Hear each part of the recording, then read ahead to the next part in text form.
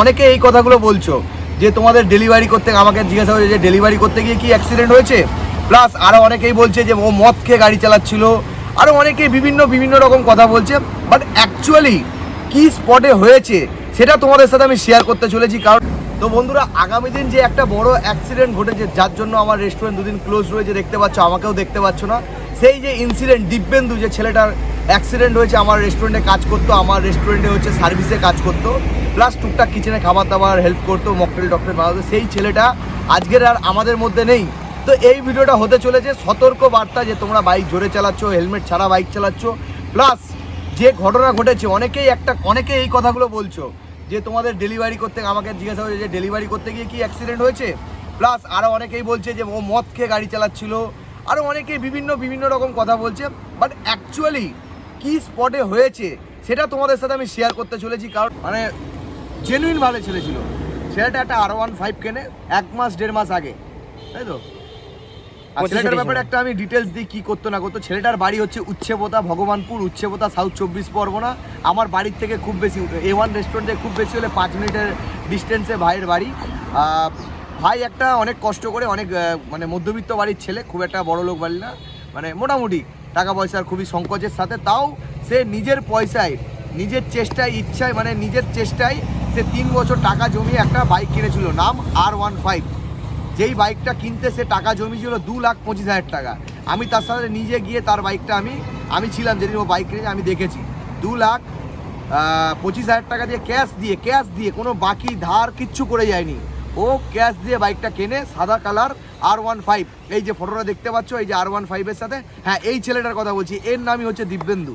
হ্যাঁ, তো সেই ছেলেটা আমাদের মাঝখানে আজকে নেই, তার জন্য আমি অনেক দুঃখিত। আমি কেঁদে আমার চোখে জল শুকিয়ে গেছে। আর আমি আজকে এইখানে লাইভ এখানে একটু দেখিয়ে দিতে বলছি, এই জায়গায় আমাদের গাড়িটা সার্ভিস, এই যে গাড়িগুলো দাঁড়িয়ে রয়েছে, আমার গাড়িটা আমি একটু সার্ভিস করতে এনেছি। কারণ আমার গাড়িতে করেই আমি তাকে যখন ক্রাইম, মানে যেখানটায় স্পটটা ঘটেছে সেখান থেকে আমি তুলে নিয়ে গেছিলাম। তো আমার গাড়িতে রক্ত হয়ে গেছিলো, সেই গাড়িটা আজকে আমি পরিষ্কার করাতে নিয়ে এসেছি।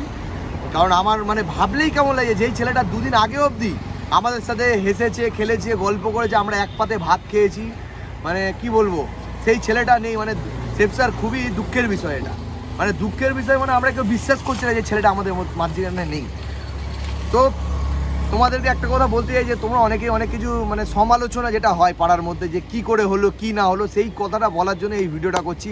আশা করি পাড়ার অনেকেই এই ভিডিওটা দেখবে ও তোমরা শেয়ার করে পাঠাবে যে কি অ্যাকচুয়ালি অ্যাক্সিডেন্টটা ঘটেছিল, যে কেন এই ক্রাইমটা চট করে কি করে হলো। এই দেখো R15 যাচ্ছে কত জোরে, দেখো রাস্তায় দেখাচ্ছে। এই ছেলেগুলোকে আমি একটা কথা বলি, কোনো হেলমেট ছাড়া তাকে পই করে বলছি হেলমেট পরবি, হেলমেট ছাড়াই বাইক চালাবে। আমি জানি না কেন। তো এখনকার সময় আর এই R15 যেটা একটা ওয়ার্ড রয়েছে, R15, যে কোনো বাবা মার মুখে একটা কথা শুনবে, R15 নিস না, কেন ওটা একটা মানে মৃত্যুর সঙ্গ হয়ে গেছে, তাই তো সেফ স্যার? আমার চোখে দেখা অনেক অ্যাক্সিডেন্ট দেখেছি যেটা R15-এ হয়েছে। কারণ বাইকটার মানে পিছনটা উঁচু, আর মানে যদি ধাক্কা লাগে আগে মাথাটাই লাগবে, আগে মাথা যাবে। তো রিকোয়েস্ট করছি, যারা R15, যারা যে ইয়ং ছেলেগুলো কিনছো, তোমরা অন্য যে কোনো বাইক নিয়ে নাও, তোমাদেরকে রিকোয়েস্ট, তোমাদেরকে আমি ছবিটা হয়তো দেখাচ্ছি না, বিভৎস ছবি, তার ছবিটা আমি তুলিনি, অন্য অনেকেই তুলেছে। এখান থেকে যখন অ্যাক্সিডেন্ট করেছে, কীভাবে অ্যাক্সিডেন্ট করেছে, কী করেছে সেটা পরে বলছি, যখন এগুলো পরে বলছি, পরপর করে বলি। অ্যাক্সিডেন্ট যখন করেছে, এখান থেকে মাথার থেকে মানে একটা পাশ এত জোর, এত মানে বিভৎস হয়েছে, মানে সেই তুমি ছবি দেখলে তোমাদের মাথা খারাপ হয়ে যাবে, মানে এত বিভৎস অ্যাক্সিডেন্ট হয়েছে। সেইভাবে তুলে আমি নিয়ে গেছি। তো আমি তোমাদেরকে একবার বলি, মানে আমি কথাটা বলতে পারছি না, আমি কীভাবে বলবো বুঝতে পারছি না, আমার মানে এত কষ্ট হচ্ছে আজকে, তার জন্য আমি কথাও ঠিকঠাক বলতে পারছি না তোমাদের সাথে। আশা করি তোমরা বুঝতে পারছো।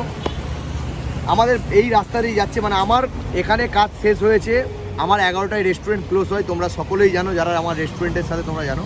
আমাদের সব স্টাফ চলে গেছিলো, সে একটা ভাই, মানে তারা 3-4 জন রেস্টুরেন্ট গুছিয়ে এখান থেকে 11টা 15 থেকে 20-র মধ্যে এখান থেকে বেরিয়েছে। বেরোনোর পর আমি ওদেরকে বের করে গেট মেরে আমি ওপরে খেতে চলে গেছি। খেতে গিয়ে আমি মুখ হাত পা ধুয়ে খেতে বসেছি সবে, তখনই আমাকে কৌশিক বলে একটা ছেলে, যে তার পিছনে সেও নতুন R15 কিনেছে, সে গিয়ে আমাকে চিল্লাচিল্লি করে ডাকছে, দাদা তোমার ভাইয়ের, মানে দিব্যেন্দু ভাইয়ের অ্যাক্সিডেন্ট হয়ে গেছে খুব বাজেভাবে, তুমি তাড়াতাড়ি এসো। অনেকক্ষণ মানে চেল্লামিল্লি করেছে, আমি ছুটে গিয়ে ওর বাইক নিয়ে গিয়ে দেখছি ও অ্যাক্সিডেন্ট হয়ে এরমভাবে পড়ে রয়েছে। এরম সোজা রাস্তা, গিয়ে একটা টার্নিং পড়বে আমাদের যেখানটা কোল্ড ড্রিঙ্কসের ফ্যাক্টরি, ওখানটায় যে ছবি দেখাতে পারছি তোমাদেরকে, এই ছবিগুলো দেখাচ্ছি কিছু লক্ষ্য করো। এই যে ছবি এইখানটা, এই যে ছবিটা দেখছো এখানটায় ভাই পড়েছিল অ্যাক্সিডেন্ট হয়ে।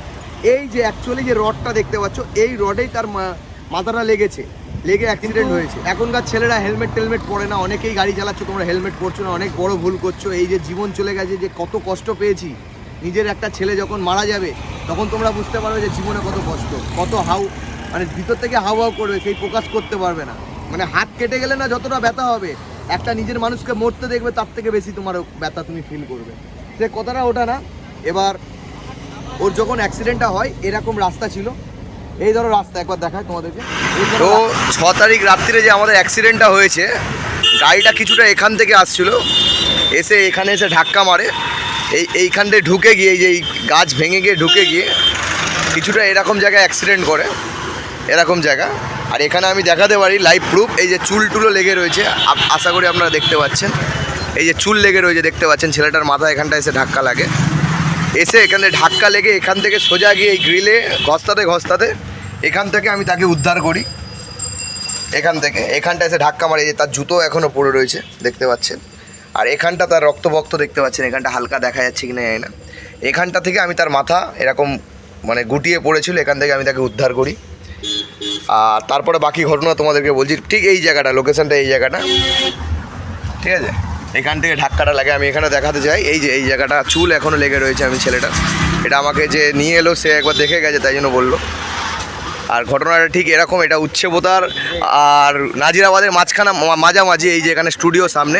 তোমরা এই জায়গাটা একটা জিনিস লক্ষ্য করো, এই যে এই ছোট জায়গা, আমি ভিডিওটা এডিটিং করার সময় ভালো করে লক্ষ্য করলাম, মানে প্রায় সময় এটাই ঘটে। এই যে বড় মানে ট্রাকগুলো, কি ট্রাক বলে জানি না, এগুলো অনেক বড় ট্রাক, এইগুলো রাস্তার পাশে দাঁড় করিয়ে রাখে। এটা হচ্ছে কোকের কোনো কোম্পানিরই হবে আমি যতটা জানি। প্রতিবারই দাঁড়িয়ে থাকে, রাস্তাটা আগেই অনেক ছোট, আর তারপরে এই গাড়িগুলো প্রায় সময় দাঁড়িয়ে থাকে। আর এর জন্য অনেকবার অ্যাক্সিডেন্ট হতে আমি নিজেও অনেকবার বেঁচেছি, কারণ একটা গাড়ি যদি বড় গাড়ি চলে আসে, তার মাঝখান থেকে গাড়ি যাওয়ার কোনো জায়গাই থাকে না। রাস্তার পাশে এরকম দাঁড় করিয়ে গাড়ি দাঁড় করিয়ে রাখে। এবার কেউ বলতে পারে, বা এই যে কোকের যে গাড়িটা দাঁড়িয়ে রয়েছে, তো ওখানের অনেক লোক আমার এই ভিডিও দেখে, তো তারা আমার জন্য মন্তব্য করতে পারে যে কোকের গাড়ি দাঁড়িয়ে রয়েছে, আমরা কোকের কোল্ড ড্রিঙ্কস নামাই, তাই জন্য ওখানে আমরা দাঁড় করে রেখেছি, কারণ এছাড়া আমাদের উপায় নেই, অনেক মাল তো আমরা আনলোড করতে পারবো না। তো সেই কারণে তাদেরকে একটা সতর্কবার্তা করতে চাই, যদিও তোমাদের গাড়িটা দাঁড়িয়ে রয়েছে, অনেকক্ষণই দাঁড়িয়ে থাকে, এক অল্প সময় দাঁড়িয়ে থাকে না, আনলোড না হলেও দাঁড়িয়ে থাকে। ফার্স্টলি তোমরা সরিয়ে নাও, তোমাদের সরিয়ে নেওয়া দরকার। আর সেকেন্ডলি হচ্ছে, তোমরা যদি নাও সরাচ্ছ, তোমাদের তো সরিয়ে নেওয়া অবশ্যই উচিত। কোনোদিন যদি কোনো অ্যাক্সিডেন্ট হয়, তো আমি তো অবশ্যই ছেড়ে কথা বলবো না, কারণ ওই জায়গায় আমার একটা বন্ধুর জীবন হারিয়েছে। আর সেকেন্ড কথা হচ্ছে যে, তোমরা যদি আনলোড করছো সেটা বলে থাকো, তাহলে তোমাদের একটা মানুষকে বা হেডলাইট জ্বালিয়ে রাখা দরকার। সকালবেলা তো হেডলাইট বোঝা যাবে না, একটা কমসে কম মানুষকে ওখানে দাঁড় করে রাখা দরকার, যে ওখানে গাড়ি পাস করাবে। কারণ জায়গাটা অনেকটাই ছোটো, আমার থেকে বড় কেউ যদি ভিডিওটা দেখে থাকো, সেটা নিয়ে তোমরা স্টেপ নিতে পারো। আর যদি কোল্ড ড্রিঙ্কসের কোম্পানি, তোমরা যদি কোনো একটা কেউ যদি দেখে থাকো, তাদেরকে এই ভিডিওটা পাঠাও, তারা যেন ওই কথাটা জানতে পারে। তোমরা তোমাদের মতামত লিখে জানাতে পারো। আর আমার কারোর সাথে সত্যতা নেই, ওখান থেকে আমার রেস্টুরেন্টেও কোল্ড ড্রিঙ্কস আছে, ওখানে অনেক লোকই আমার ভিডিও দেখে, ওনারা হয়তো এই ভিডিওটা দেখবে আর বুঝতে পারবে আমি কী কথা বলতে চাইছি। তো এটা আমার রিকোয়েস্ট রইল, কারণ রাস্তার ওপর এরমভাবে গাড়ি রাখাটা একেবারেই উচিত না, যেটা আমার বক্তব্য। আশা করি তোমরা বুঝতে পেরেছো, কমেন্ট সেকশানে জানাও। এবার নেক্সট ভিডিওটা ক্যারি অন করা যাক।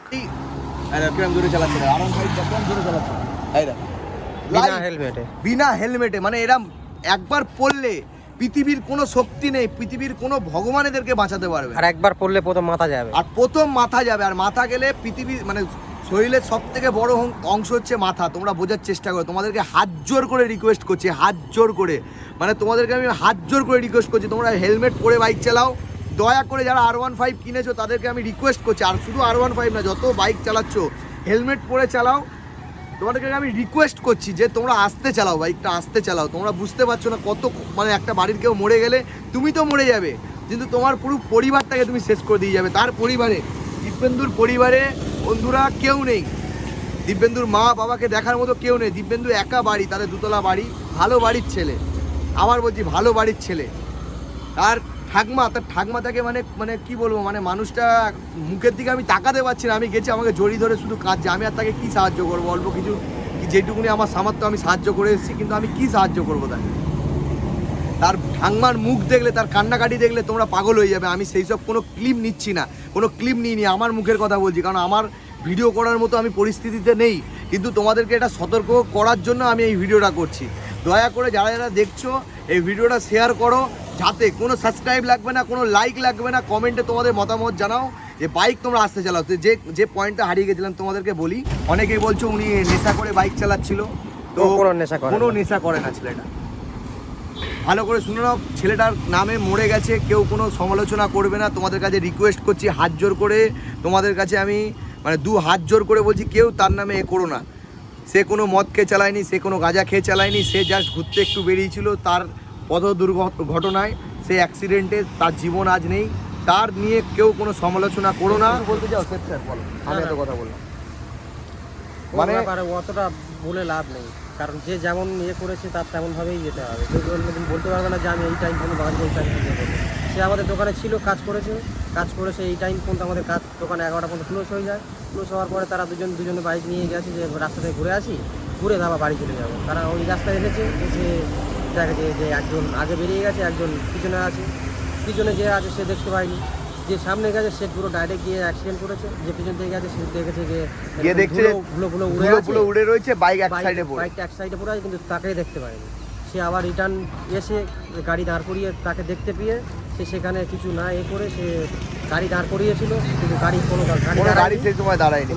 মানে কৌশিক যার কথা বলছি, আবার দোকানে গিয়ে আবার আমাকে ডাকলো, ডেকে আবার তাকে নিয়ে আসলো, নিয়ে এসে আবার তাকে তুলে নিয়ে আবার হসপিটালে নিয়ে গেল, চিত্তরঞ্জনে নিয়ে গেল, নিয়ে গিয়ে ওখানে ডাক্তার দেখলো, দেখে মৃত বলে ঘোষণা করলো। তারপরে এখন অনেক লোক অনেক কিছু বলছে যে সে এইরকম নেশা করে চালাচ্ছিল কিংবা কোনো খাবার ডেলিভারি করছিল, কিন্তু আসলে তা নয়। 11টা পর্যন্ত আমাদের দোকান ক্লোজ হয়ে যায়। এই ঘটনাটা ঘটেছে 11:30 পর্যন্ত, 11:30 পরে। তারপরে আমরা জানার পরে এটা এই ভিডিওটা এই কারণেই করা, যাতে অনেকেই অনেক উল্টো পাল্টা যেটা বলছে সেটা যাতে না বলে। কারণ যে ছেলেটা চলে গেছে, আমরা তো মিথ্যে কথা বলা উচিত না, কারোরই সমালোচনা করা উচিত না। আমাকে যে কেউ জিজ্ঞেস সে কি মদকে বাইক চালাচ্ছিল, সে কি মদকে বেরিয়েছে? আর আমাদের ওখানে তো মদের কোনো ব্যাপারই নেই, আমাদের ফ্যামিলি রেস্টুরেন্ট। আর আমাদের কোনো স্টাফরাও কোনো নেশা করে না। আমাদের কোনো স্টাফ, আমি যেরকম কোনো নেশা করি না, আমাদের কোনো স্টাফেরা কোনো নেশা করে না। এই টুকটাক খৈনি খাওয়া, বিড়ি খাওয়া, সেটা একটা ছেলে থাকতে পারে, কিন্তু আমার সামনে আমি কাউকে দেখিনি, তাই কেউ কোনো নেশা করে না, আমি এইটুকুনি জানি। আবার এই ঘটনা ঘটেছে, আমি এইটুকুনি ভগবানের কাছে মঙ্গল কামনা করবো, যেখানে থাকুক ভালো থাকুক। আর তোমরা যারা ভিডিওটা দেখছো তারা এই ভিডিওটা শেয়ার করো। যারা জোরে বাইক চালাচ্ছ তোমাদেরকে বিনীত মানে তোমাদের রিকোয়েস্ট করছি, ফার্স্ট হচ্ছে হেলমেট পরে চালাও, সেকেন্ড হচ্ছে গাড়ি তোমরা আস্তে চালাও। এই জীবনটা একবার, বারবার না। এই জীবনে অনেক কিছু দেখা যায়। সে 19 বছরের ছেলে, সে তার জীবনে কিছুই দেখতে পায়নি, তার আগেই সে চলে গেল।